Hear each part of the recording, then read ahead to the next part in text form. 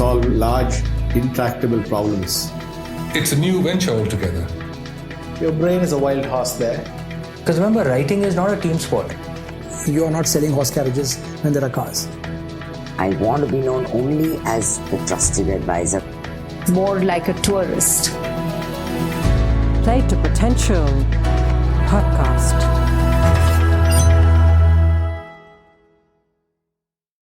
Technology's gotten better, trends have accelerated, but in general, virtual leadership is much more challenging. One thing that interestingly did not change was our ramp model of virtual leader effectiveness. So in 2011, when we studied the profile of top performing virtual leaders, they did 4 things really well. They built relationships and trust. They fostered accountability. They motivated people and influenced people. And they used process and technology to support the team. But if you really looked at the top 1/3 of the virtual leaders who were really rated like the most highly effective leaders, they were really balanced. So they didn't over-index on relationships. They didn't over-index on process. They were very attuned to the unique dynamics of a virtual setting. So you fast forward to the latest research, and we did other surveys, of course, in the most recent book, and the ramp model literally comes out with the same dimensions of virtual leader effectiveness. So I thought that was fascinating. Hello and welcome to the 77th conversation at the Play to Potential podcast. I'm your host Deepak Jayaraman, and this podcast is a labor of love for the long term, where I have conversations with leading practitioners, thinkers, authors, artists, sportsmen, and several other leading professionals from different domains to decode insights around 3 themes: leadership, transitions, and careers. When I'm not podcasting, I'm usually working with leaders as a trusted sounding board, helping leaders and organizations play to their unique potential. To know more about the advisory work I do and what's in the podcast archives, please visit playtopotential.com. It's playtopotential.com. We have an exciting update at the podcast. Several listeners have told us that we should be sharing some of the nuggets from the archives, given we have 750 odd nuggets in the library and we continue to build on it. We've started doing that for the last couple of months through WhatsApp, where we share a couple of nuggets a week, one around the middle of the week and one over the weekend. And if you wish to receive these extracts, do note down the number +91 85914 52129. All you need to do is to add this number to your contacts and send a one-line message saying you're interested, and we'll add you to the list. I repeat, the number is +91 85914 52129. In this podcast conversation, we speak to Darleen DeRosa, a consultant with SpencerStuart's Stamford office in the US, and the co-author of Leading at a Distance, that she has co-authored with her colleague Jim Citrin. Given COVID, I guess all of us have had to deal with several leadership issues over the last year plus. How do you recruit effectively?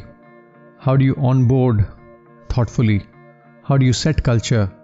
How do you think about apprenticeship? How do you communicate intent, and much, much more? Darleen has been studying this topic of remote work for more than a decade. And COVID in a way has brought a lot of her thinking and research into the forefront. In this episode, we also do something that's different. I speak to 4 of the consultants from SpencerStuart's India office to get them to share a little bit of an India perspective on these matters. So along with Darleen, you will also hear from 4 of the colleagues from SpencerStuart India. This includes Rohit Kale, who is a managing partner for SpencerStuart in India, Ritu Kochhar, head of the financial services and boards practice in India and head of private equity practice in APAC, Atul Bhandari, who is a partner based in Delhi and leads the technology, media and telecom and services practice across APAC, and Atul also serves on the SpencerStuart's global board of directors. We also have Sahiba Singh, who leads the leadership advisory practice for SpencerStuart in India, focusing on the areas of leadership assessment and development, leadership team effectiveness, and organization culture advisory. Without further ado, let's dive into the conversation with Darleen DeRosa and her colleagues at SpencerStuart India.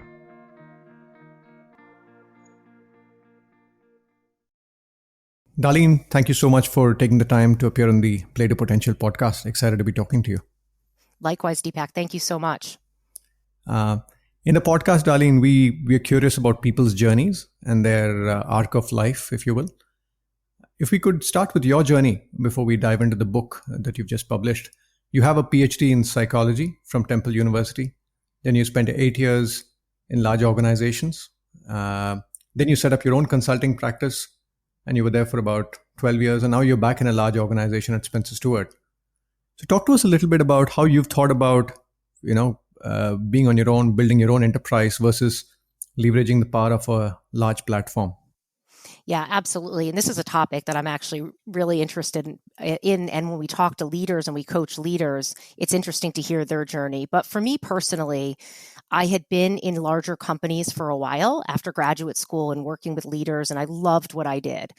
And I always felt like there was a part of me that wanted to build something that was my own, that was entrepreneurial. And actually, coincidentally, a lot of it came out of the research that I was doing at the time on virtual teams. So it really is aligned with the conversation that we're going to have today. But I wanted to build a practice helping organizations and their leaders be more effective at leading at a distance. And so that actually became a core solution in my consulting practice that we built. And we did this for 13 years. And of course, we did a number of other things, but it was a really fun time to do something entrepreneurial. And it was great. And if I may, said that, yes. Darleen, if I may come in here, what prompted you to start studying this even 10, 15 years back? Yeah, great question. So I had always been really interested in two things, people and business, and especially how people collaborate and engage with one another. And so at one point, I thought I was going to get my PhD in clinical psychology, but then I thought I really am interested in teams and the team dynamic. And so I actually purposely chose a graduate school with an advisor who was focused on building high-performing teams. And as I was looking at the data, and again, keep in mind, this is like a long time ago, it was more than a decade ago, there wasn't a lot out there in business about how does technology facilitate team dynamics. And while AT&T and big companies had been working virtually way back then, I mean, again, this was a long time ago, it was interesting. There wasn't a lot of data on that. And so I actually developed my master's and my PhD dissertation studying real virtual teams in large huge companies. And so I'd always been interested in that, even from the early days of grad school. And that really became a theme in my career, even though I didn't realize it at the time. Got it. And how have you thought about, back to the earlier question, Darleen, large platform versus solo? Have you talked to us a little bit about how you've thought about that choice and how you've sort of leaned in one way or the other? Yeah, absolutely. And I think like with anything in life, there's trade-offs, right? And so that's been something that's quite clear. But my journey at SpencerStuart, even though it's only been about 18 months, has been truly phenomenal. And really the power of a platform, especially the one that we have at SpencerStuart, I'm spending my time advising CEOs and boards, and as are my colleagues. And the platform that we have here has really enabled Jim and I, as we wrote this book, but in general, to really engage with key business leaders, CEOs, CHROs. We interviewed about over 100 CEOs and CHROs for the book alone. It provides you access to these business leaders that I certainly wouldn't have had if I had been out on my own. And the other real benefit of the platform is just great people to engage with. And so this book effort was a huge team of people, a huge virtual team who worked together. And clearly that's very different than when I had my own company and wrote the first book in 2011. So in summary, I think there's a bunch of trade-offs. And for me, it's really about your own personal journey and what you need at that moment and where you really get your purpose from. And let's dive into the book, Leading at a Distance, Darleen. You spoke about 100-odd CEOs and CXOs. Could you provide a little more color around the kind of research and the backing behind the book before we start discussing the insights from the book? Absolutely. Yep, absolutely. So as I mentioned, we did about 100 interviews with CEOs and CHROs. And this really, Deepak, was to get stories, to get best practices and anecdotes. And we knew that this, by the way, we were doing this research during COVID. So we're doing this research during a global pandemic. But we thought we still could garner some amazing insights. And remember, this is when organizations, especially those organizations who weren't working virtually before, had to rapidly pivot and make this very significant change. And then in addition to the 100 or plus interviews that we did 3 surveys over the course of about 9 months. And so one survey was targeted towards CEOs because we were really interested in the CEO dynamic during this transition. And then we had 2 other surveys that were looking more about how are people coping, what are some of the challenges people are experiencing, how has productivity been impacted. So looking at general trends as people and organizations had to rapidly pivot to this virtual environment. And so what was interesting is that we did the research at 3 different points to really look and see if there were any significant differences. And also we had our earlier research to compare this to. So it was a true team effort that was really great, because I think what was helpful for Jim and I as we were writing the book is to use this data and not be as focused on the research and the statistics, but have a hands-on toolkit for leaders so that they have practical tools and strategies to navigate the virtual landscape. More a practitioner's toolkit rather than a academician's, thesis. Absolutely, yep. Got it. And you've been researching this for a decade plus, as you said. What's changed and what stayed the same when we think about leading at a distance rather? Yeah, it was interesting. In 2011, we did a lot of research. We looked at best-in-class virtual teams and what differentiated the best virtual leaders. So we were really focused on what does good look like? And that was the focus of that first book.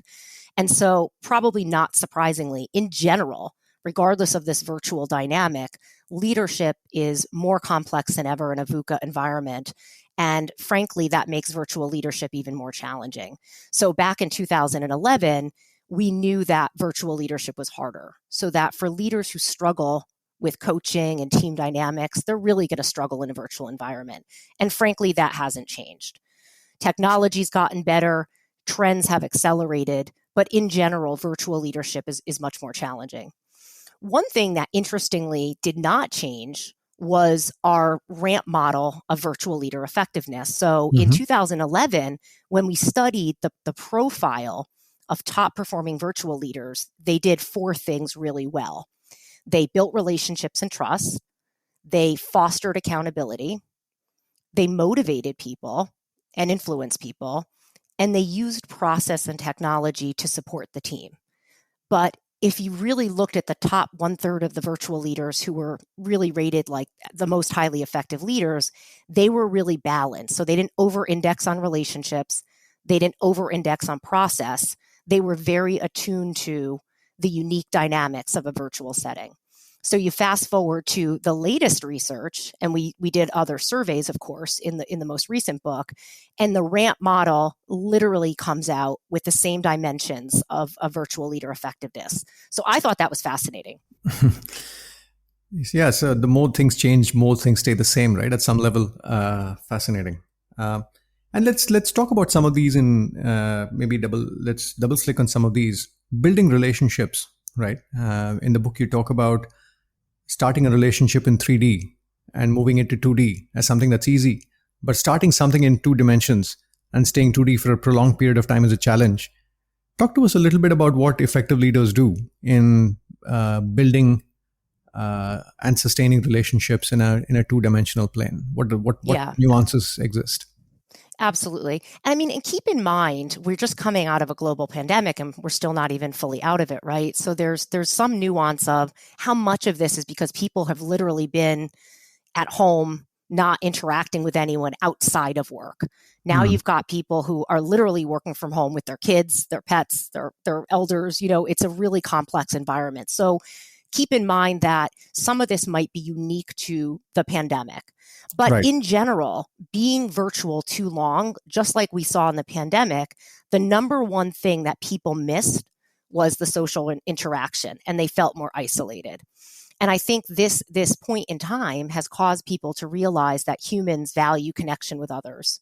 And as a result, leaders spend even more time building trust, getting to know people, and investing in relationships. And really, it's not that you can't do that in a virtual setting, but leaders who are more effective are really purposeful and deliberate.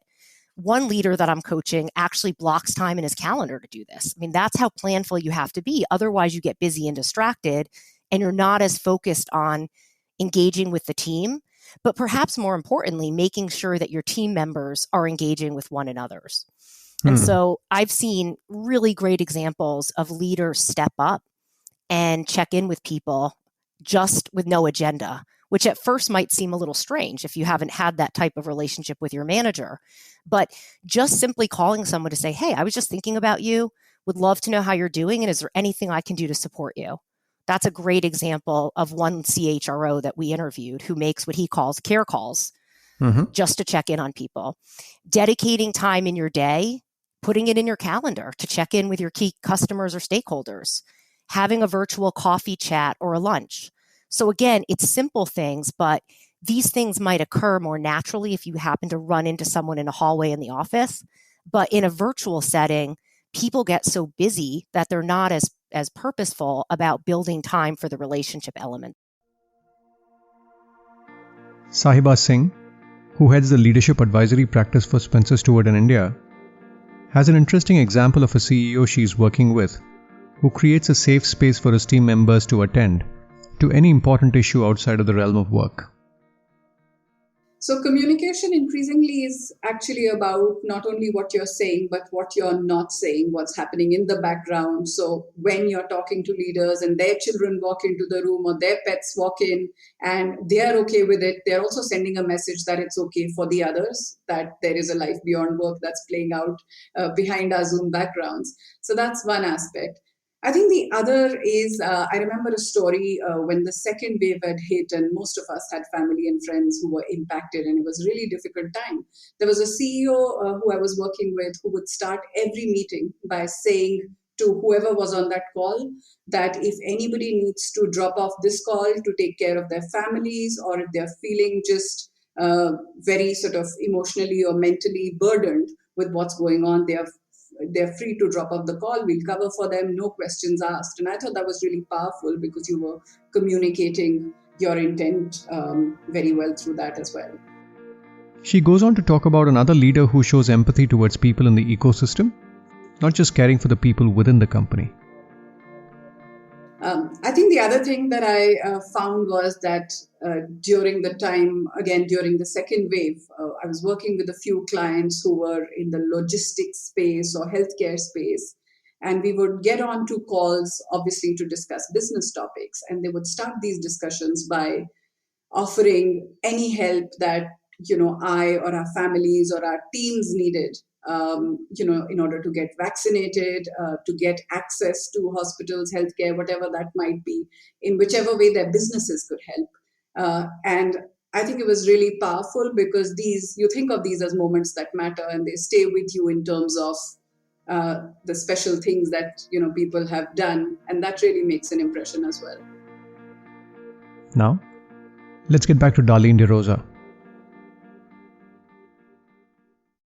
It's a great point. And one of the themes I've been hearing with the leaders I've been working with is they're saying that the current environment is quite efficient, but I'm not sure if it's effective. And you need to be really deliberate to make it effective and not just efficient. So how have you seen this whole efficiency versus effectiveness play out in a remote working context?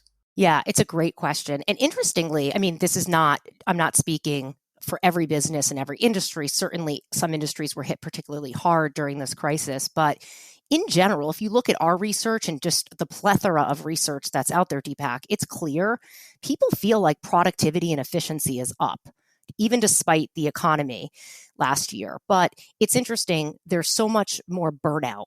So sometimes I believe the productivity is just because people are working longer hours and are working differently. And it's masking what we sometimes say is extreme burnout and fatigue. And that's something we experience at SpencerStuart. We're really busy. And I think that's just a byproduct of people trying to adjust during a crisis where you're stuck at home. And now you perhaps are worried about your job, so you're working even more. We can't go anywhere, so we're working nights. If our kids are home, We have more things to deal with during the day, so we're working different hours to offset that. So I think in general, not all CEOs, but many CEOs have seen an increase in productivity and efficiency, but it's a complex situation. It's not one size fits all. And certainly that this is not true for every organization. And going back to the competencies of a good virtual leader, the other piece you spoke about was how you drive accountability. What have you learned about what it takes to drive accountability in a remote context? And the reason I ask is it's a fine line between giving people the space to perform given their context, at the same time having a tab over what they're up to and whether you as an organization or they are on track on the deliverables. So how have you seen effective leaders walk that tightrope? Yeah. And for leaders who are used to walking around and checking in on people or having really clear metrics or being in the office to make sure that people are working, this has been a significant mindset shift for some leaders. Now, for other leaders, this has been totally normative and they don't feel like they need that hands-on management. So one thing we're often coaching people and talking to leaders about is it's about being deliberate. You've got to be more clear about expectations because in a virtual environment, it's harder to set clear expectations. And perhaps more importantly, priorities shift. So how do you as a leader continually check in with people to make sure that they have clear direction? But one thing that we often talk to leaders about is called the ATC model. Mm-hmm. And it's really simple, by the way. So people intuitively understand this, but what we see time and time again is they don't follow it. And I think why it resonates, Deepak, is because we say that it's an acronym for air traffic controller. So just like an air traffic controller managing a lot of flights, you as a leader have to help people manage their priorities, their workloads, and you can't really see them. So you don't need to know what they're doing or when they're doing it. You just need to look at the output. That's much more important in a virtual setting than when people work. So the ATC model is simple. It's action, timetable, checkpoints. And the checkpoints it gets to your direct question about if you're very clear with people about when you can check in to support them or what they would like you to do in terms of the check-ins, then you're not going to be perceived as a micromanager. But if I'm randomly emailing you or pinging you on Teams to check in, people might feel like that's pressure. But if I said to you, Deepak, all right, so you've got this project. When do you think it would make sense for us to have a touch point? You said to me 2 weeks. And I said, great. And then we have a touch point. It's not going to feel like, hey, I'm checking in with you all the time. So again, it's really simple. It's not like this is some profound model, but we see leaders micromanage all the time. And they're emailing people, they're sending texts, and they're really not following that balance between delegating and empowering and micromanaging. And then lastly, I would say that you've got to adapt your style. One size fits all is not going to be an approach here. If you've got a highly tenured employee who's really capable, you probably don't need to check in as often. And that's why it's important to have a coaching conversation with the individual to say, how can I support you? So that style flexibility and situational leadership matters more than ever. Got it. It's interesting. I was one of the leaders I was interacting with, a pretty senior leader in Uber. He had an interesting signature. It said, I've sent this email because it's convenient for me to send it out over a weekend or late at night, but I don't expect you to respond immediately. Take your time and respond, just as a part of the default signature. And I thought just such a small thing to do, but it can be liberating if you had an email with that. It just sort of takes the pressure away from responding to it if you got that email at, let's say, 5 a.m., because that leader might be a morning person and you might have a different rhythm. So it just felt like a very interesting micro change, but something that can change the way people see you as a leader.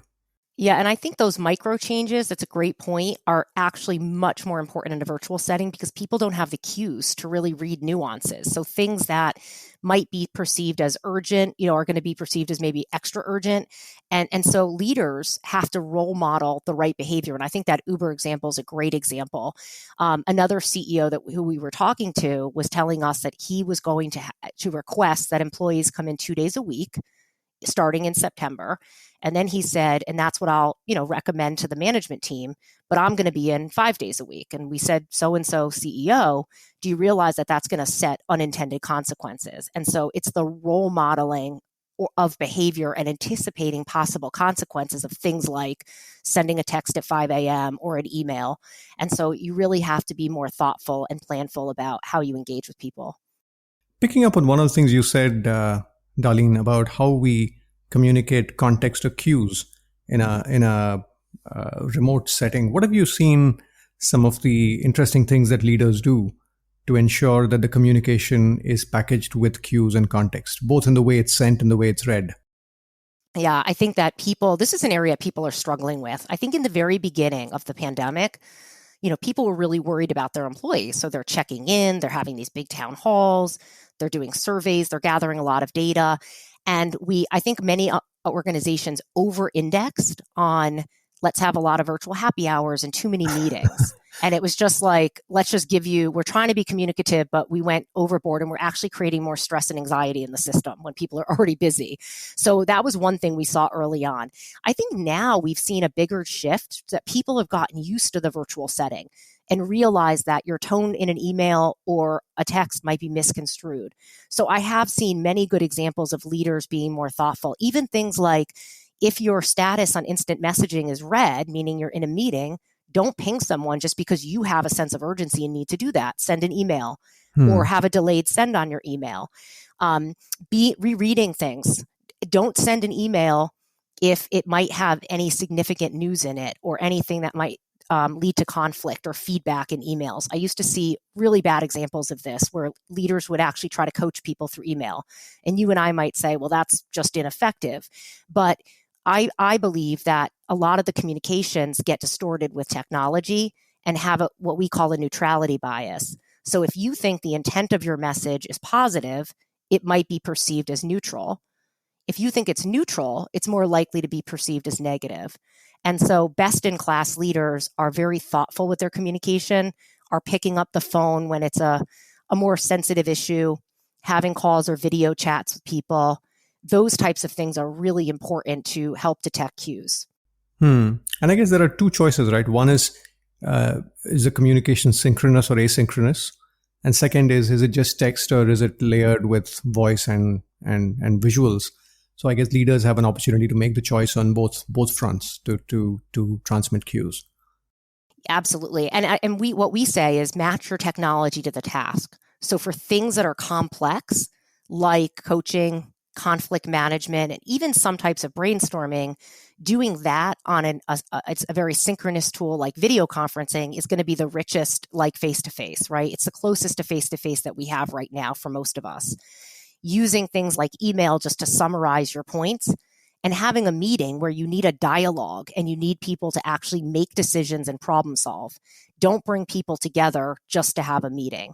So I think, again, what we saw early on, and you may have seen Microsoft's big article recently, they did a huge analysis of technology over the last year. Meetings have gone up, and the percentage increase in meetings is ridiculous.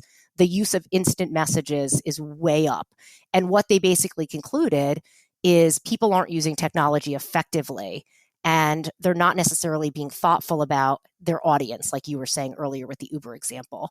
So there's so much information and digital overload and fatigue right now that leaders have to be much more cognizant of when and how to interact using some of these technologies. And you actually in the book talk about your conversation with Jeff Tepper from Microsoft, the leader of the Teams communication platform. And you talk about the rhythm of a business and ensuring that the meetings are in line with the rhythm. Can you say a little more about the nuance here in terms of what you've observed about how organizations should think about cadence and their meeting schedules? Yeah, and it goes a little bit back to what you were saying, Deepak, about the Uber example. So looking at how business gets done and not just doing something because it's convenient for you. So if I want to send an email at 5 a.m. because I need to get it off my plate and I'll feel better, that's probably not going to be really helpful or a great role model for people when I'm telling them to have some work-life balance. So you've got to really look at the way that the organization works, what's the cadence, making sure that people are not feeling like they're overloaded with information. And there's just so many technologies right now. It's not about having some glamorous technology. It's really comes down to using technology well. And so what Jeff talked about in relation to that rhythm of business comment that he made in the book, it's like you've got to look at your team, look at decisions that have to be made, the flow of information, and then match the technology to the task, making sure that the team is on board with how to use technology and tools, and also then periodically reevaluating that over time as your business evolves. And moving topics, Darleen, you in the book you refer to Charles Handy, who says that the office of the future will resemble more of a clubhouse, a place for meeting, greeting, and eating, and rooms reserved for activities and not for people. What are you seeing around how organizations are thinking about getting back into a world of hybrid work, online and offline? Yeah. And by the way, that's one of my favorite quotes. That was actually in my book in 2011. Wow. Because I was very fascinated by Charles Handy's research, which really originated on building trust digitally. So I was really fascinated with that for a long time. And I think, frankly, Deepak, that is more true now than when I wrote the first book in 2011. And it's interesting, what we conclusively know, and you've probably seen this in other research, is that the hybrid model is here to stay. So, you may have some organizations who are much more office-centric, especially with an apprenticeship model, and they're going to really expect people to come back more fully. In the middle, you've got this hybrid model where you've got some people in and some people with flexible arrangements and maybe a blend of both. And then on the other end of the continuum, you have organizations who are a bit more progressive, who are saying, you know what, you can work virtually for at least, some period of time or forever. And that degree of flexibility varies tremendously. What we do know, at least as of right now, looking at the data from different companies, is that about 75% of companies are going to fall in the middle. So you might have some outliers, but in general, many organizations are thinking about, how do I lead and manage in a hybrid model, which is the most difficult model to manage in because it presents challenges around equity and fairness. And so what we clearly know is that it's not a one-size-fits-all approach, but there's implications for companies who try to go back to normal. Because as Handy said... And when you say equity and fairness, what do you have in mind, Darleen? Well, what we know from other research is that there's different power dynamics. If you're one of the individuals who's always in the office, let's say, with your manager, you might have more access to projects. You might get promoted more. It's the idea that if you're out of sight and you're virtual, you might be out of mind. Got it. Or things like, if you're not at the conference table in a meeting and you're in your home office, how is that an even playing field? So there's a whole, this is like, or every conversation I have right now with CEOs and CHROs is about this equity. It's a huge hot topic right now. But the one point I did want to make is that companies who really try to go back to the way that they were are going to have issues from a talent perspective. Because most people want a higher degree of flexibility than ever before. And we're seeing companies be much more thoughtful about the role of the office. So Charles Handy even said, what's the role of the office? At SpencerStuart, we're talking about the power of place. We want our offices to be places where people come to collaborate, perhaps to coach, and to connect with one another. But it's not going to look like it did pre-pandemic, at least for us. And that's the case for most organizations. So how do you create an office that excites people, where people want to go? So a lot of clients are rethinking their real estate footprint commercially and are hoteling and rearranging the offices to foster collaboration and create the space that allows people to interact with one another. And they're even doing things like rethinking what amenities they offer, having more outdoor space, having more space for people to meditate. All types of things. And we're really seeing a big shift in this, Deepak. So it's quite interesting. And any interesting experiments on the edge that you see, Darleen, given people are slowly beginning to come back? I think I don't know if it's an experiment, but we have seen a number of examples, and these are in the press, about organizations being too specific, too early on about what's going to happen. And I don't know if you saw the McKinsey article that talked about communication is more important right now because there's a high degree of anxiety and fatigue in the workforce. And we know people want more flexibility, at least in some form. So even if you don't, as a company, you don't know what's going to happen, it's better to say that and be authentic and genuine than to say, we want everyone back in September. And then say in September, okay, we're going to have to pivot and do this. People, that is causing extreme anxiety. And so I've seen some tremendously great examples of how to message this and say, we don't know exactly where we're going to go, but here's what we're thinking. The office is going to look different. Work is going to look different. And we know we're going to offer more flexibility. We're in this together. We're trying to figure out what that's going to look like. And we're going to get your point of view and see what you think. And we're going to shape this together versus some companies who are very publicly saying, we're all coming back. This is the way it's going to be. And they may have issues from a talent retention standpoint. So I think these are really important considerations. And my advice would be, don't put a stake in the ground too soon because you may not have all the answers and we don't know necessarily what's going to happen in the next, 9 to 12 months.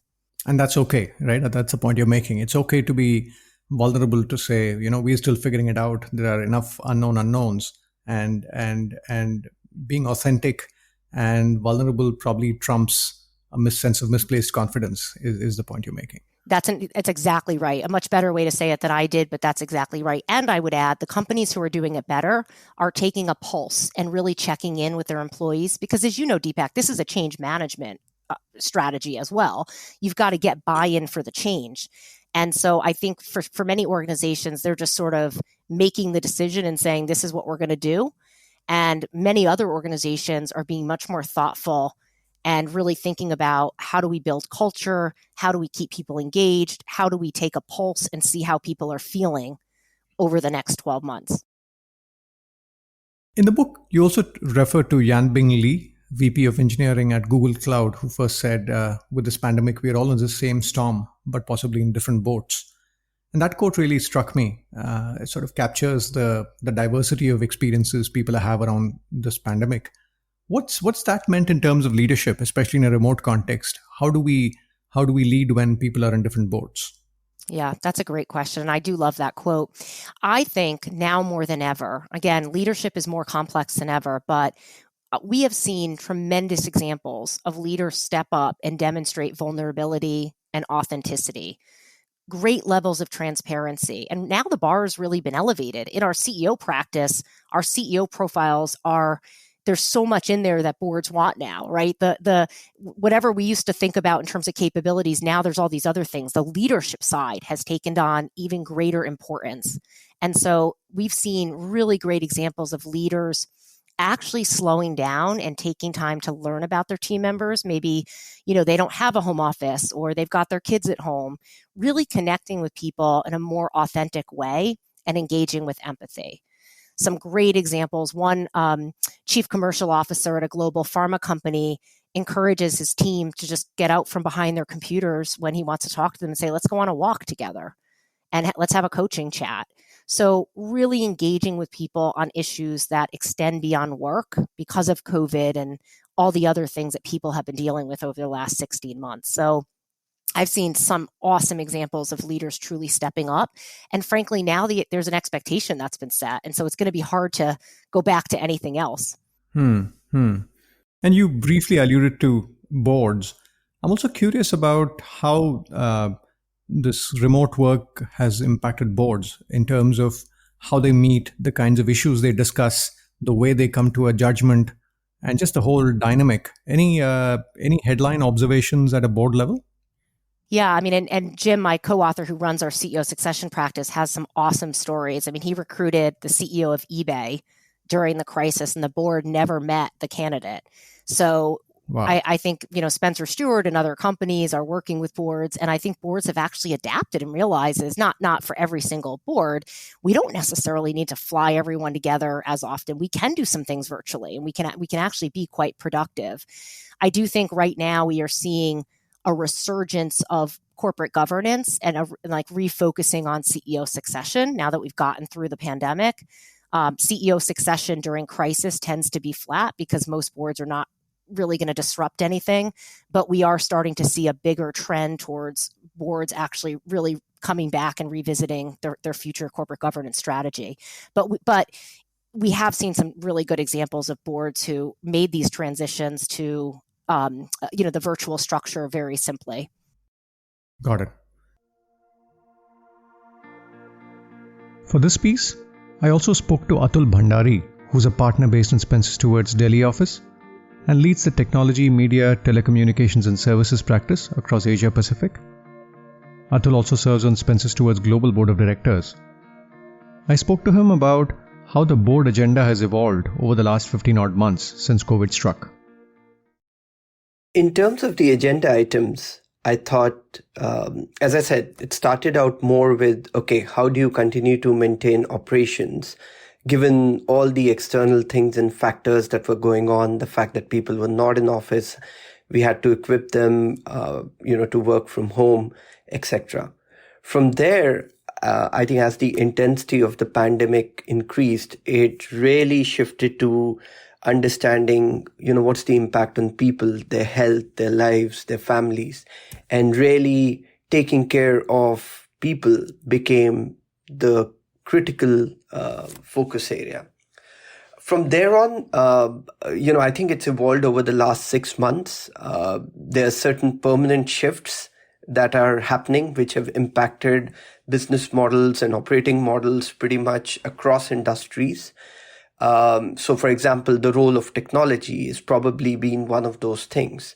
I think the pandemic has supercharged technology adoption across all aspects of business, unlike any other event that we know of. The whole sudden shift to work from home meant that everyone had to be enabled. The fact that you could not use traditional ways of reaching your customers meant that overnight everyone had to think about digital focused business models. Again, lots of initial challenges. Many companies struggled. Likewise, we did as well. And especially in India, the teams were, the fact that we do not have environments at our home that are conducive to work from home. And all of a sudden, within a few weeks, it just took a few weeks and most businesses adapted well within the context of their operating models. And now boards are encouraging companies and leadership teams to continue to embrace technology across the entire value chain. So whether it is, we can use all the fancy terms, Industry 4.0, digital transformation, etc., the reality is that the way technology has become an important agenda item on the board agenda is very interesting. At the same time, the whole focus on sustainability, value creation, that has not changed. In fact, if anything, I think as boards, we must now step up. We need to ensure that we reinvent our organizations for this new normal. Ritu Kochar, who heads the financial services and boards practice in India and is the head of private equity across Asia Pacific, she spoke about how boards have started focusing much more on ESG and on risk mitigation across the various elements of the business. You haven't necessarily seen something completely different come up, at least from the larger traditional companies, which is a lot of sort of the subset that we're seeing. What there has been is maybe a shift in, say, the topics that they've been thinking. We didn't earlier, the talk around ESG, sustainability, how should they actually be thinking about the charter of a risk committee and what all it should actually be covering. And then the focus on just, how we actually think about crisis management. I can tell you, I was with a lot of the board evaluations that we were actually doing. One key area that used to come out is just, most places did not always have a crisis response plan in place.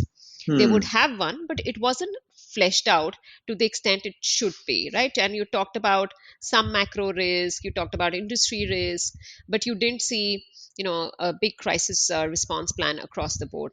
And we saw a big shift in this particular case by a lot of boards, just thinking about it. And, I'm talking, this is across the board, whether it's manufacturing, IT services, or broader sort of, metal mining across the board. That was one thing that had been a missing link.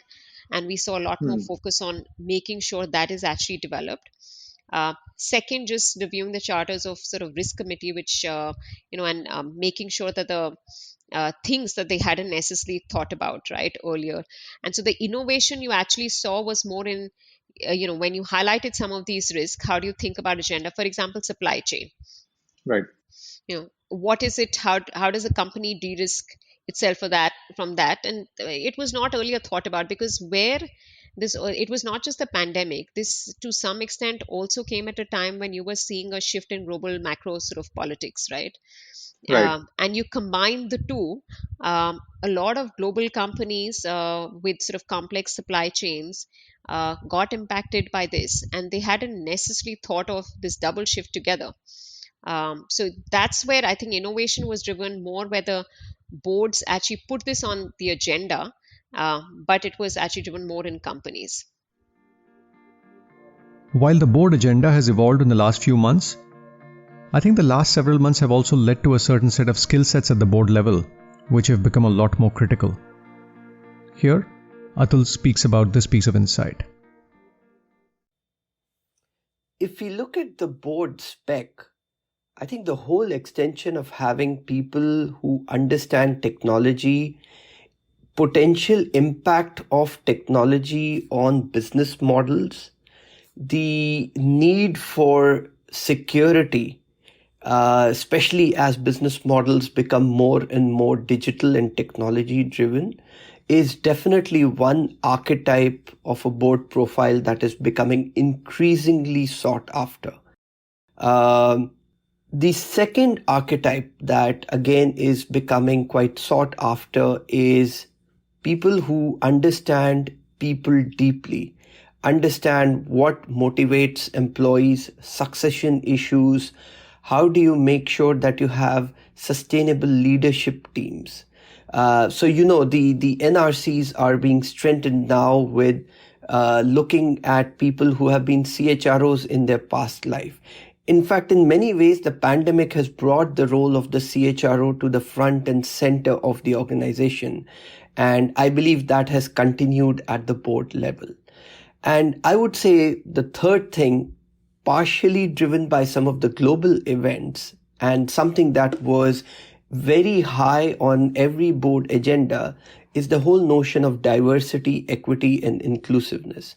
So I would say from a spec perspective, those are the three big areas, with technology becoming the center of a lot of the future business models and operating models. And hence, boards are increasingly looking at people with a deep orientation towards technology and how technology impacts business models and customer interactions. The other piece that's evolved in the last few months is the way the boards have engaged with the management teams in companies. Two things which we started seeing the boards actually also do a lot more, which is communication with the management team. There's examples in sort of in a few cases where we saw the boards actually also communicate not just with the CEO and the core sort of management team, but broader being part of town halls as well in a few cases, because the frequency of communication, and that's where I think the innovation was probably more driven in the communication part of it than anything else to some extent. How do you actually do town halls and have board members be involved, facilitate a lot more interaction? I think that's why I was saying it was a lot in sort of the logistics piece of it, Right. but over communication versus more controlled communication was the mantra, particularly early on. I think now you are seeing a little bit where people have become more comfortable in just driving some of these, and it's become part of life. But initially, a lot of organizations, some I should say struggled with it, and the others actually adapted to it fairly fast. And that's where the whole having a nimble, agile board, which earlier nobody would actually think of, also matters to some extent. Now, let's get back to Darleen DeRosa. And in the book, you also say that the virtual setting has negatively impacted the CEOs much more than the non-CEOs. I was reflecting on that insight, and I was wondering what some of the factors might be which might have led to this. Would you have some hypotheses around why the CEOs might be impacted more than the non-CEOs? Yeah, I mean, I think Jim and I talk about this, and I think even just anecdotally in the interviews that we did, and this isn't true for every single CEO, certain industries clearly were hit harder in the pandemic, like hospitality and leisure, for example. So this isn't true across the board. But it was interesting. Most CEOs felt like the transition to virtual work and the benefits of it were quite good. But not surprisingly, work-life balance was much more disruptive for CEOs. And I think, by the way, I mean, we wouldn't say that you expect CEOs to have tremendous work-life balance. We wouldn't necessarily like feel badly, but by the same token, you know, you're leading during a global pandemic with a range of economic and political issues in the landscape, and I do think that this put even more of a burden on CEOs. So greater levels of burnout, even less work-life balance. And so examples of one CEO that we interviewed for the book talked about how many global town halls he had to do in the first 3 months of the crisis. I mean, it's just constant crisis management. And so I think that some of the data is probably attributed to this very difficult point in time. And then some of it is that, you know, again, CEOs are going to feel more pressure. So I wouldn't say that what we found is isolated to the virtual environment. Got it. Moving on, Darleen, you know, some professions are based on apprenticeship, including search, that I was a part of, and you're a part of a search firm and a leadership advisory firm. And that often requires physical proximity. I was curious, what are some of the trends you're seeing in terms of nurturing a culture of apprenticeship in these times? Yeah, absolutely. And again, we definitely can relate to this at SpencerStuart. In our own data, we had a Power of Place task force, and I was on that as we were going through the last 16 months. And that notion of apprenticeship definitely was something we saw very clearly in the feedback. And I think one of the things that we've started to do much more proactively, again, it comes back to being planful and thoughtful, is finding ways for people to have communities of practice. So let's say I'm in the healthcare practice. How am I having pods where I get to check in with my colleagues and we can learn and we put people on projects together to really, even in a virtual setting, you can have an apprenticeship model. You just have to be more thoughtful about it. So we've seen some organizations do things like create culture buddies where you can pair people up. It could be like peer mentoring, but it could be someone who's highly tenured with someone coming newly into the organization, and making sure that they feel like they've got that apprenticeship structure. There's been a lot more of a focus on leadership development and mentoring, and a lot of organizations have pivoted and rethought their investments in training and have been doing that virtually. So again, this isn't new for many big companies, but for some companies, they didn't have these processes in place. So I think the other thing that we have been seeing is that companies have been much more focused on making sure their leaders have the coaching skills to be effective in a virtual setting, because we know that giving people feedback is one of the biggest items that drives employee engagement. So a lot of our clients, from a leadership development perspective, are focused on helping their leaders build a coaching skill in an apprenticeship culture. So again, it's not a simple fix, but I do think there's a number of things that companies have done and are doing to really try to replicate that apprenticeship culture. I also got a chance to speak with Rohit Kale, who heads SpencerStuart in India. He spoke about the impact of the remote working situation on a profession like executive search, where apprenticeship is a big part of the equation when it comes to development of colleagues. Yeah, look, I think the apprenticeship and learning therefore has been impacted significantly. The fact is that if in a professional services context where apprenticeship is key, being able to be part of every discussion, being able to be part of discussions that you're not even technically invited to. For example, somebody sitting next to you and watching what they're going through, or being able to bounce off ideas with others, is a huge part of the apprenticeship process. I do think that has suffered. On the other hand, I have also seen an impact where, given that every client meeting is now an online meeting, we are seeing a lot more participation of a research team and our EA team in every progress review. Whereas earlier, many of these progress reviews would happen at client site, and as a result, would be only with the consultant and the client. And therefore, we are also seeing that the research group now has a lot more exposure to both business development meetings as well as progress reviews. So in some hands, we can say that the exposure has increased and that has helped apprenticeship. On the other hand, the pure learning aspect of it has been significantly impacted. Now, let's get back to Darleen DeRosa. And just picking up from one of the things you mentioned, Darleen, a leader transitioning in the first 90 days, 100 days. I'm assuming it's much harder in a remote context where you haven't met people, you haven't, as one of the professors, Sumantra Ghoshal, says, you haven't smelt the place, so you don't get a sense of the culture and how things get done. What have you seen about transitions in a remote context that we're seeing? Any headline insights around what leaders and organizations should bear in mind to make this effective? Yeah, I mean, we've had to do a lot of this at SpencerStuart, both in our search and the coaching practice that we're, working in. But I think there's a number of interesting things that companies have done. As an example, one CEO said he literally would change his video background to make it look like he was in the Switzerland office one day. And he got off to such a fast start because rather than taking 3 months to travel to every office, he could do the same thing in a month. And so he could have so many video meetings that were much more effective and one-on-one meetings, by the way, where he has bigger reach in terms of the employee population, plus a number of town halls, and said he'd never go back to the way he was doing it before. That's just one example of how, yes, it's harder and you've got to be more thoughtful, but there can be a lot of efficiency if you do it well.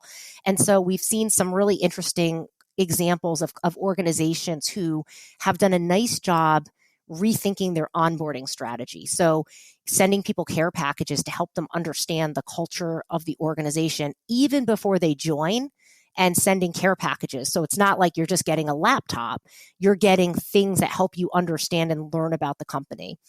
We've seen some organizations hiring and creating new roles to really think about onboarding and culture. And so we at SpencerStuart, for example, have seen some clients create roles like head of remote work or head of culture, because this is really important from an onboarding perspective. Some organizations have created, as I mentioned earlier, culture buddies or onboarding liaisons that are helping guide people throughout the journey, and even things like cohort-based onboarding programs for mid to senior level leaders, so people feel connected from day one. So I think those are just a few of the things. Leaders who we coach who really are thoughtful about this and set up a series of one-on-one and group meetings to rapidly build trust and foster those relationships clearly are more effective than those who don't. So it comes back to, Deepak, that notion of being purposeful and being thoughtful, but we've seen some great examples of people onboarding virtually very successfully. I discussed this piece with some of the colleagues from SpencerStuart in India. Atul Bhandari spoke about how companies are assigning two kinds of mentors, formal and informal, and how we need to pick them differently.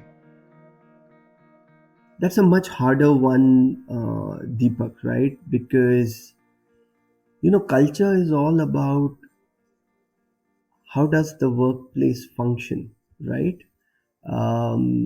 It's the subtle nuances that you observe at the workplace, the way things get done. Now, how do you do that in the virtual world? It's much harder to replicate, to be very honest. I think what we have seen people do effectively is get people to meet a lot more people even before they join, right? So the onboarding process, which traditionally used to start once you formally join, now people are saying it's important for me to get to know who I'm going to be working with. So let's not wait till the individual formally joins. Let's actually start that. The other thing that we have observed is to, assign both a formal and an informal mentor who can kind of be your, one who you can talk to at 2 p.m. in the afternoon, the other who you can have a very candid conversation at 11 o'clock in the night about how you're feeling about things. So I think those are a few things that, that companies have done. You cannot completely replace the physical element. Having said that, we have seen lots of CEOs and CXOs on board over the last 12 months and done so effectively. And maybe just picking up on the point about the 11 p.m. informal mentor, any perspectives around how to pick that? Couple of things. I think one, it's somebody where, either you build a very strong comfort level quickly, or typically somebody that you have known from your past life, who, because it's got to be somebody that you trust and somebody that you are comfortable with, right? So those two are critical criteria. And again, it's not going to happen in each and every situation, Deepak. So we need to be cognizant of that. Rohit Kale makes an interesting point here. He says that the interviewing process has become more elaborate these days, but that's also given more touch points for the candidate when he or she comes on board. So in a way, the widening of the interviewing pool is not only helping in decisioning, but also in integration.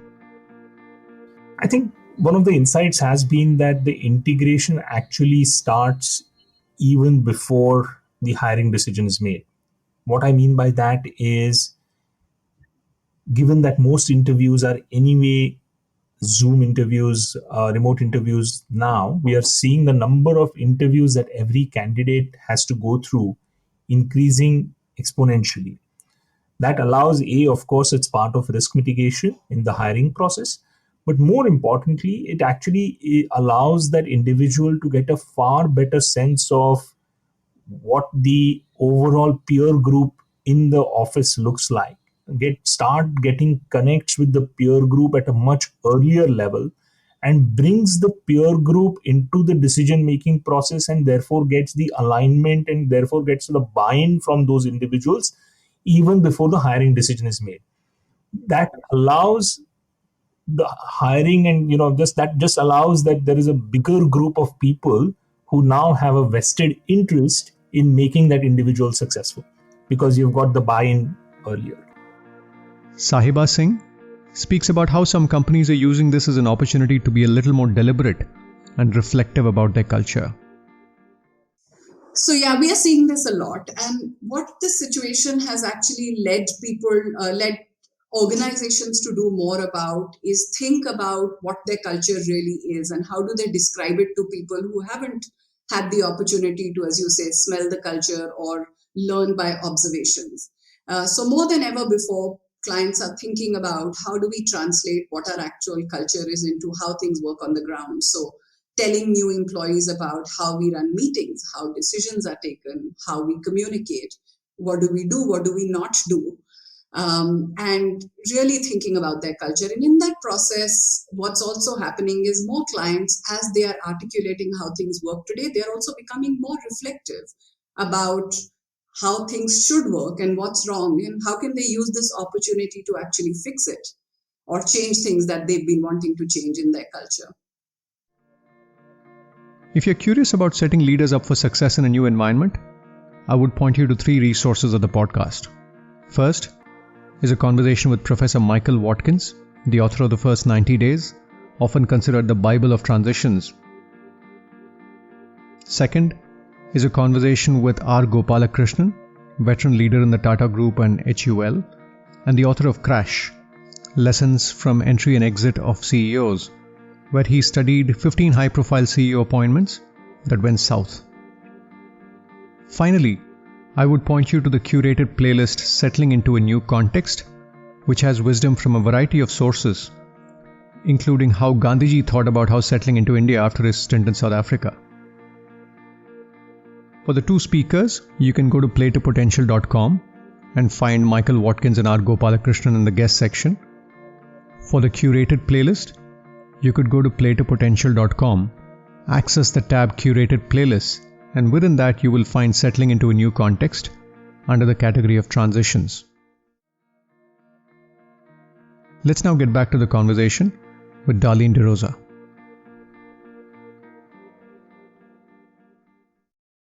And picking up on one of the things you said, Darleen, one-on-ones versus town halls, do you see that mix shifting in the remote work context as compared to the physical work context?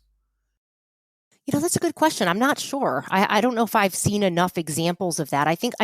We have seen more town halls in the last 16 months, but I think that could be because of COVID and trying to bring people together and foster community since people were not in an office. So it'll be interesting to see what happens, but we've definitely seen an increase in those larger group type meetings and really bringing people together because you can do that really efficiently when you're virtual. It's much. It has much less friction to organize these conversations across geographies and time zones. Exactly. Yeah. And I think a lot of organizations have done that really well, like using technology with a purpose and trying to bring people together to both help them build a skill or to help them interact with one another. So using technology well, I think has been really some good examples of that versus companies who are just using technology without really thinking about like why they're bringing people together, just having a town hall for a town hall or having a town hall where maybe people have no forum to engage. So I've seen varying levels of success with this. Got it. And moving to a different theme, leadership assessment, which in a way it's sort of meat and potatoes at firms like Egon Zehnder and SpencerStuart. I was talking to one of my friends in the search industry, and he was saying that there's a certain kind of candidate who ends up presenting well in the online medium as compared to the real world.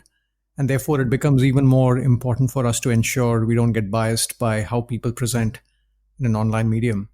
What have you observed about assessment and judging leadership capabilities in the remote context? Yeah.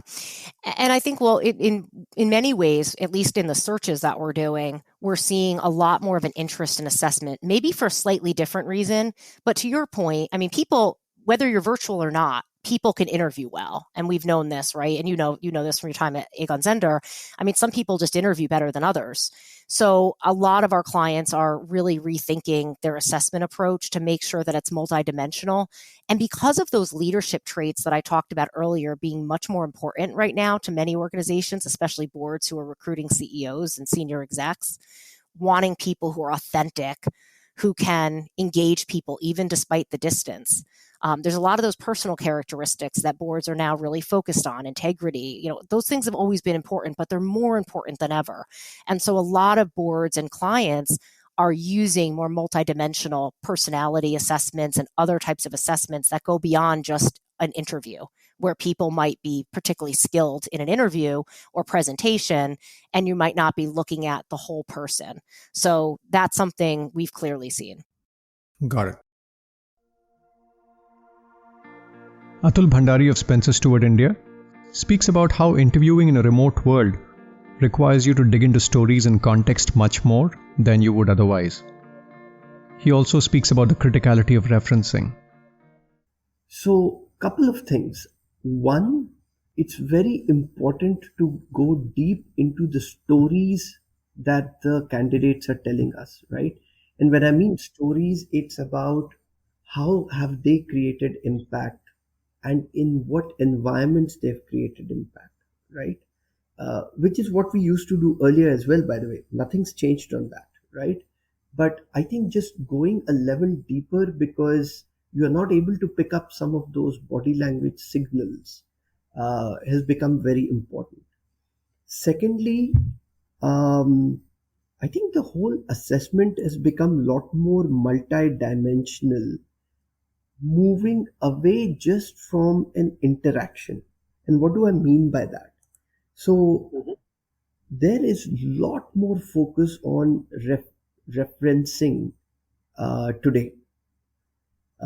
In fact, not just us, but even clients are keen to do references directly, because that is where in the absence of meeting somebody physically, because typically in an interview process you would meet somebody 5-6 times, you get multiple points of view, everyone would pick up a different uh, interesting nugget that they picked up, whether it was the eye contact, the body language.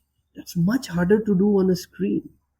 um, it's much harder to pick out some of those nuances when you are doing 10 to 12 Zoom meetings in a day, right? So that referencing is become extremely important. Ritu Kochar of SpencerStuart India speaks about the opening up of the aperture of recruitment, given people could be productive from remote locations. I think in general, if you ask me, when it comes to taking decisions around hiring, um, people are also, most organizations, which is good, not all, but quite a few organizations have actually also started thinking about, what future of work will look like in their organization. um, and I think that has opened up the thinking a bit. And I'm not just talking about, say, just the CXO level talent, but we are seeing, organizations be a little bit more flexible. So, you either have the work from home, or you have the hybrid model, or you have sort of, in some cases, so for example, for tech companies, so there is this financial services company which wanted to set up a core, digital led sort of platform. And this is Mumbai based. Traditionally, they would have wanted everybody to sort of relocate to Mumbai, right? Here, they are hiring people from Bangalore, Hyderabad. They're so become so comfortable with that particular piece that they're happy to sort of have an organization which works very differently than what their traditional sort of financial services organization has actually looked like. So in some respects, it's actually opened up on how people think about some of these things in the new sort of dynamic workplace and working models as we're talking about it. Rohit Kale speaks about how hiring from different areas is actually helping drive some of the diversity agenda these days. We all know, finding, for example, hiring financial services talent into non-Mumbai locations is difficult. Similarly, finding digital talent in Mumbai is difficult. And suddenly you're saying, well, they don't need to come to Mumbai. They can continue to be based in Bangalore. It suddenly opens up the vista for the kind of talent that you could potentially bring into your company. He actually goes on to speak about how hiring in the remote world has led to people leaning more towards experience rather than potential.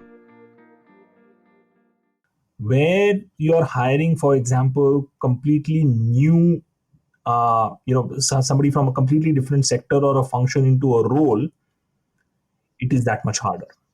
The familiarity that people bring into the role kind of also has an impact on how successful that person is in a remote hiring and a remote integration scenario.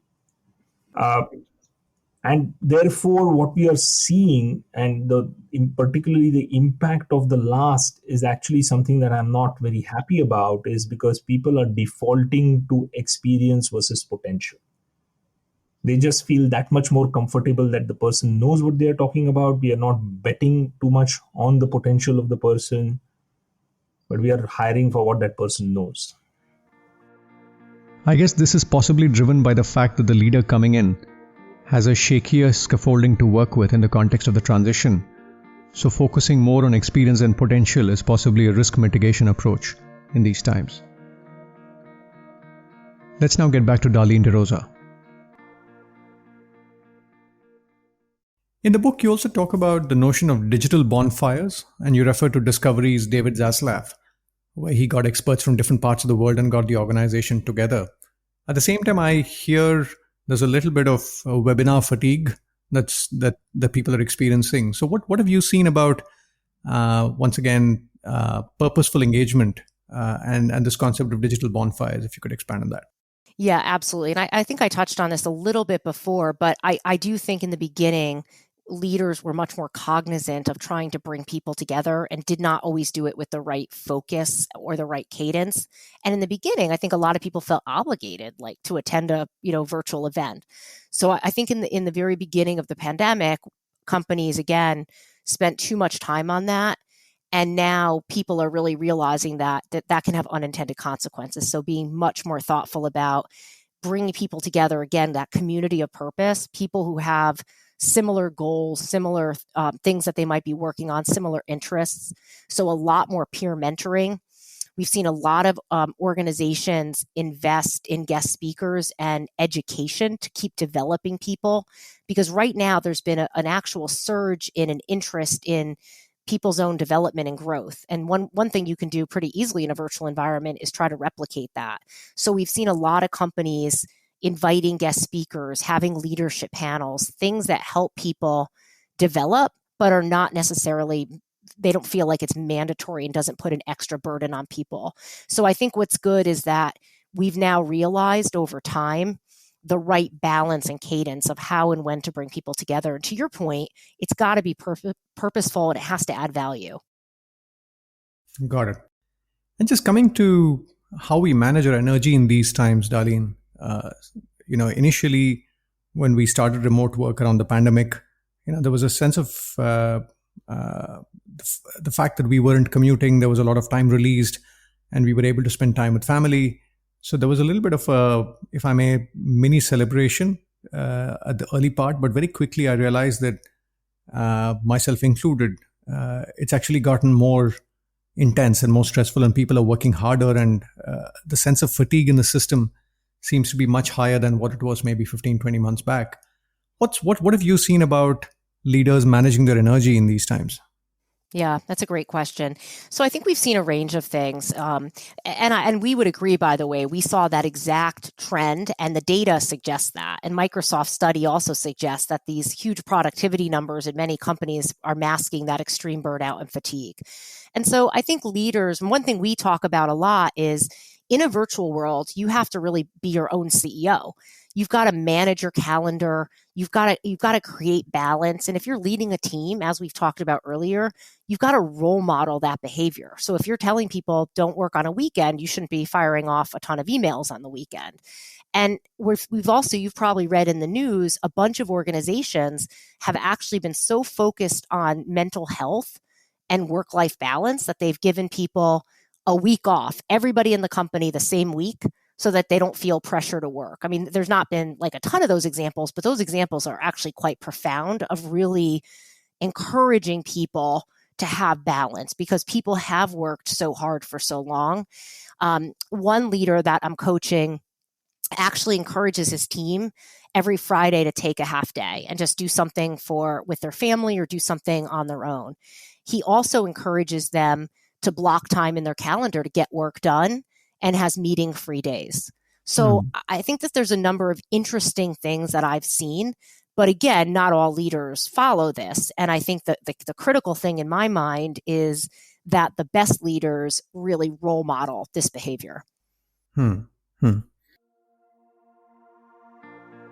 Sahiba Singh from SpencerStuart has an interesting insight around how we think about calendaring different activities. Most leaders have been used to calendaring work. Now we see most people calendaring work and life to make sure that they can maintain, whether some people will call it work-life separation, some people will call it work-life assimilation, because the days have just continued to stretch on both sides and everybody has to be a lot more deliberate about how they're spending their time. So one aspect is just, me time and fitness. People are constantly interacting on Zoom calls through the day, and then they're going right, without a commute in the middle, they're going right back to their families, kids, and sort of taking care of those aspects. So there is one, leader that I know who is completely particular about calendaring his runs, because for him, that's the only me time that he gets. It's the time he gets to think about his workday. So that's something that we see quite often. There's another client of ours, and she is absolutely clear that she has set aside her children's bedtime as non-negotiable. No meetings can get scheduled, no calls, etc. So I think we're all finding out different ways in which we work best. And it's also interesting that this also allows us to play to our preferences of how we like to work. So I'm not a morning person at all. And I love the fact that I can actually work my calendar in the day that I can start slightly later and work till later as well. So that's one thing that I see quite often. In a way, remote work completely changes the role of an EA. It moves from keeping you productive at work to really taking complete ownership of your life, which includes work. This includes solving for exercise, family time, reflection time, breathing time between meetings, and much more. Your EA is your best friend while you're doing this, because she's the one who, so for example, I have probably the most amazing EA in this world who will factor in 1 hour breaks on my calendar just so that I can go get some fresh air, get a coffee. She will, if the calendar starts looking really bad, she will herself start kind of pushing things out a little bit. Sahiba also makes an interesting point about the need for proactively solving for a support system in these times. We've always spoken about leaders needing to have a support system. And somewhere when you're going to the office, you're meeting with your colleagues, your leadership teams, etc., that support system of opportunity to connect with people, talk to people, discuss things was almost organically built into the day. Now, given the situation where most people are actually more under stress than before, and in some ways disconnected from people in terms of just banging into them, in the elevator or whatever. People have to be more, particularly leaders, have to be more deliberate about making sure that they have a support system that they can rely on for advice, to use as sounding boards. And that can take the form of their colleagues across the globe, that can take the form of coaches, mentors, that can take the form of sometimes family members that you discuss issues with, but you have to be a lot more deliberate about it than before. Let's now get back to the conversation with Darleen DeRosa. In the book, you also refer to an article in Time magazine, Darleen, which talks about this disturbing trend, right? About 885,000 women left the workforce over a few months in 2020, while only 216,000 men exited during the same time period. However, in my conversations, another school of thought that exists is digital work is making it easier for flexible working, and therefore more women should possibly enter the workforce as a result. How do you see the dynamic from a gender perspective? Absolutely. I mean, I think in general, there's a lot of research that has shown that throughout the pandemic that it's been particularly hard on working moms. And again, I think this is a point in time due to the pandemic because many people had no childcare because kids were home from school. You've got a global health crisis, and many women had exited the workforce, as you said, based on the Time magazine article. I do think, however, that over time, the flexibility, which I think many employees now are really excited about, will lead to women reentering the workforce. I think the question that we have and others have talked about in their research is, how long is that going to take? What's that reentry going to look like? And so, schools are opening back up. What is that going to look like over the next 6 months? And assuming, the pandemic is really ending, then I think we'll be in a much better place. And I think our concern and what we put in the book is that this really could potentially set us back from a diversity perspective. So we're hopeful because you're right, the technology and there's a lot more flexibility out there that should make it in some ways easier for working mothers. But I think, part of this was complicated by the fact that we had a global health crisis and limited childcare and schooling options. Got it. Darleen, wrapping up, this podcast is titled Play to Potential. Just from your vantage point, given the research you've done in this and otherwise, what's your headline take on people to play to their potential in these times? Yeah, first of all, I love that question. I think for me, and just based on the research we've done and talking to so many leaders during this global health crisis, the pandemic, I think, has caused so many people to rethink what is important to them. And you've seen that, sort of people being more thoughtful about their role and really reconsidering the role of work and having more balance. And so I thought that is actually great. This may cause a shift in how we think about work and what does work look like in the future.